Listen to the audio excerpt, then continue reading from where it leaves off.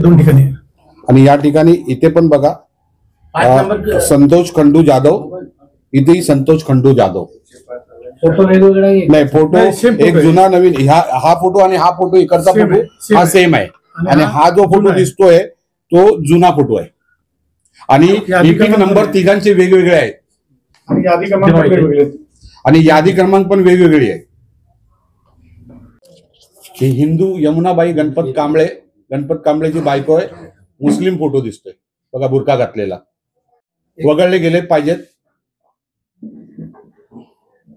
मतदान हा पारदर्शक झाला पाहिजे, मतदारांचा विश्वासघात झाला नाही पाहिजे.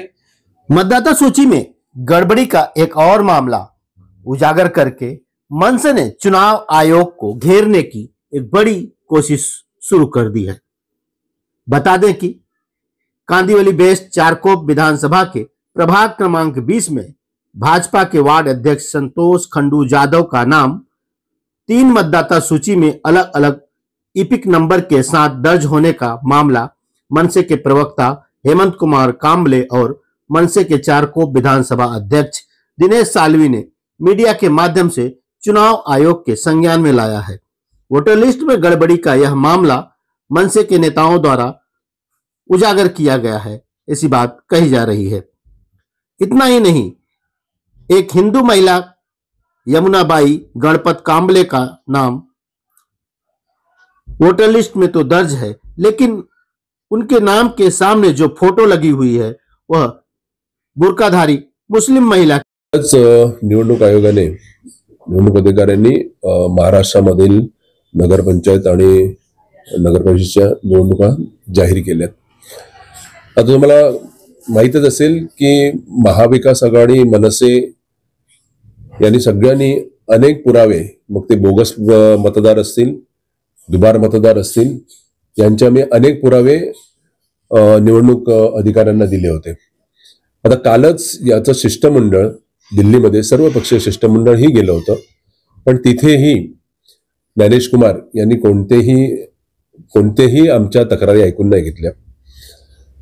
त्याचवेळी दुपारी 4 वाजता आपल्यापैकीही अनेक जण तिथे हजर असतील किंवा हजर होते आणि त्यांनी विचारलेल्या कोणत्याही प्रश्नाला जे वाघमारे साहेब होते तर त्यांनी कोणतीही उत्तरं तशी समाधानकारक उत्तरं दिली नाहीत.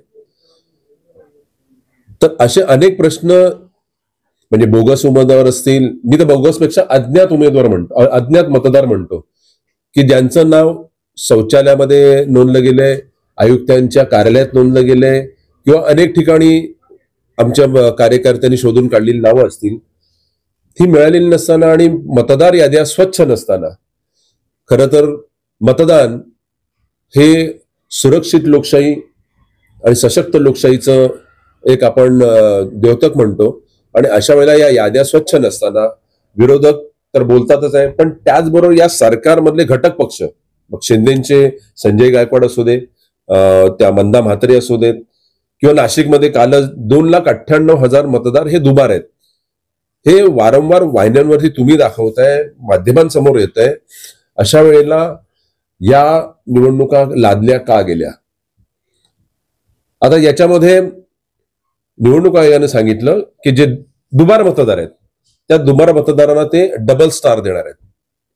आताच इथे माझ्या समोरच एक असं उदाहरण आहे की भाजपचे बाजूच्या प्रभागातले जे वॉर्ड अध्यक्ष आहेत गणेश खंडू जाधव, संतोष खंडू जाधव यांचं 3 वेळा नाव आहे. म्हणजे एका यादीमध्ये 2 वेळा नाव आहे आणि एका यादीमध्ये पुन्हा एकदा नाव आहे, 3 वेळा नाव आहे.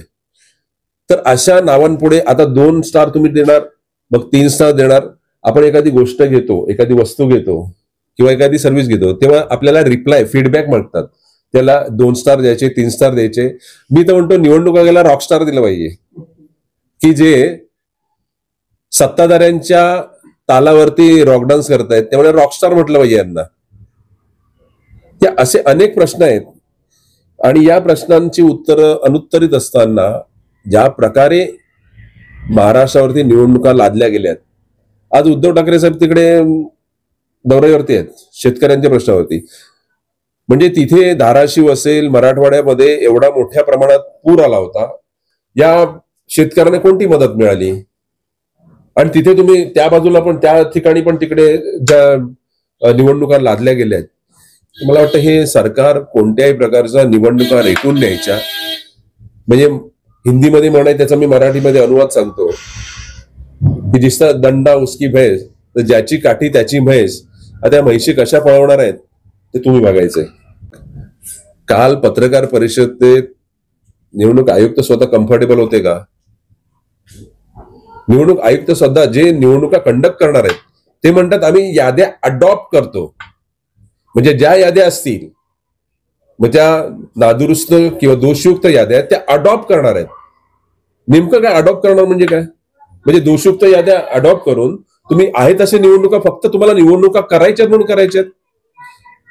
मला वाटतं कोणी येथे कम्फर्टेबल नाहीये, फक्त सत्ताधारी पक्ष कम्फर्टेबल वाटतायत.